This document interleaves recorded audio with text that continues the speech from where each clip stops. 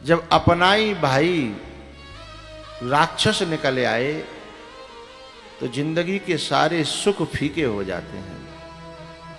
अपना ही भाई यदि राक्षस निकले आए तो जिंदगी की हर खुशी अधूरी हो जाती है, जिंदगी का हर सुख अधूरा हो जाता है, जिंदगी की हर सफलता अधूरी सी लगती है। एक बात कहना, क्यों दुख क्यों सुख में, सुख जो है क्यों दुख में बदल जाता है?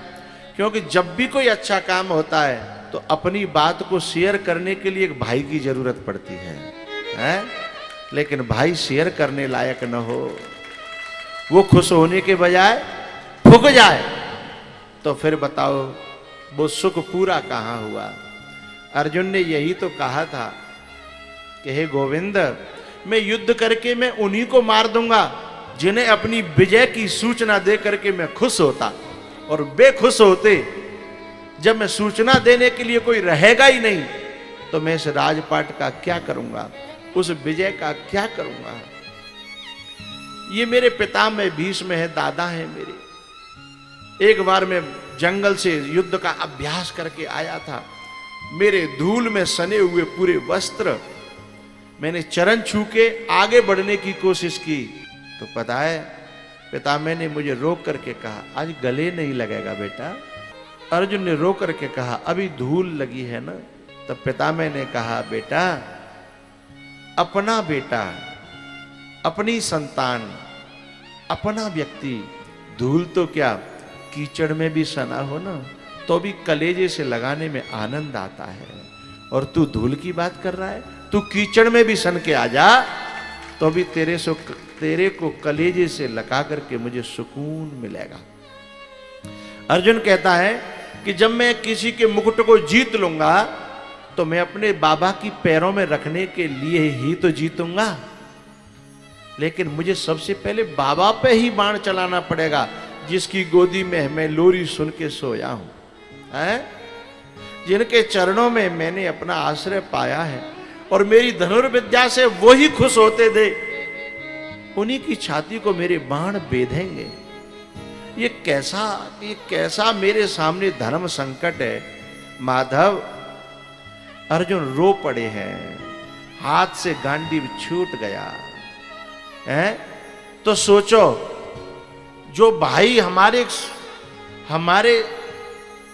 सुख को देख करके जब सुखी न हो तो ऐसे भाई के साथ में जिंदगी कैसे गुजारा हो, है? नहीं तो हम यही तो चाहते हैं कि जब हम कोई विजय प्राप्त करेंगे तो भैया को बताएंगे, खुश हो जाएगा। लेकिन जब वो राक्षस पैदा हो गया, हमारे अपने ही उत्कर्ष से, विजय से दुखी हो जाए। लेकिन यदि भरत का चरित्र किसी के जीवन में उतर जाए तो सचमुच वह परिवार स्वर्ग नहीं बैकुंठ हो जाएगा।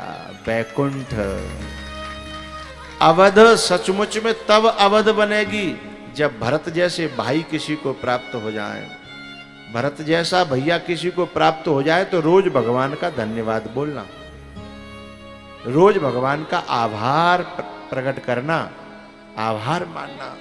तो जैसे ही भरत जी से सब लोगों ने कहा तो भरत जी ने एक ही बात कही कि बिनु देखे रघुनाथ पद जिय की जरने न जाए, बिनु देखे रघुनाथ पद जिय की जरने न जाए। हाथ जोड़ करके मेरी सभी से प्रार्थना है कि मोए राम जी के दर्शन कराए दो, फिर तुम जो आज्ञा दोगे मैं वही को पालन करूंगा। पूरी अयोध्या खुश हो गई। जब चलने लगे ना तो एक दूती आई, एक दासी भरत जी के पास, और बोली, भरत भैया मैं माता कैकेयी की दासी हूं। बोलो। बोले वो भी राम से मिलने के लिए जाना चाहती हैं। जो हो गया सो तो हो गया, पता नहीं कौन माथे पे आके बैठ गया, लेकिन अब उन्हें बहुत पछतावा है और अपने पापों का प्रायश्चित करना चाहती हैं और वो राम से मिलने जाना चाहती हैं। भरत जी ने कहा, मेरा उन लोगों से विरोध है जो राम से दूर हैं और राम से दूर होना चाहते हैं और राम से दूर करना चाहते हैं, लेकिन जो राम की तरफ कदम बढ़ाए मैं उसे अपने माथे पर रख कर के ले जाना चाहता हूं, उससे मेरा कोई बैर नहीं। कई जैसे को भी संग लेके जाए वही तो साधु है। समाज के उन अनधिकारी लोगों को भी राम से मिलाने का प्रयास करे वही तो साधु है। इसलिए भरद्वाज जी ने कहा था, तात भरत तुम सब विधि साधु, तात भरत तुम सब विधि साधु। अच्छा, भाई का कलेश में होना, दुष्ट भाई को लेके, गलत भाई को लेकर के कलेश में क्यों होता है भाई? अरे वो अपनी जिंदगी जिए, हम अपनी जिंदगी जिए, दुखी क्यों होते हैं? इसका एक बहुत गहरा कारण बता रहा हूं। क्योंकि मां की एक कोख से जन्म लेने के कारण रिश्ता भीतर से टूट नहीं पाता। आपके मन को बात भाए तो उसका समर्थन करिए। रिश्ता टूट जाए तो सुखी हो जाए, लेकिन रिश्ता टूट नहीं पाता और वो अपने जैसा हो नहीं पाता है।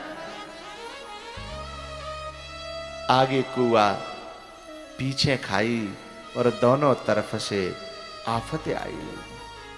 तो रिश्ता भीतर से टूट नहीं पाता, दुख का कारण ये है। और वो अपने जैसा हो नहीं पाता, सबसे ज्यादा दुख का कारण ये बनता है। भरत के इस चरित्र को प्रवेश करूं, मैं भाई भाई की बात करूं,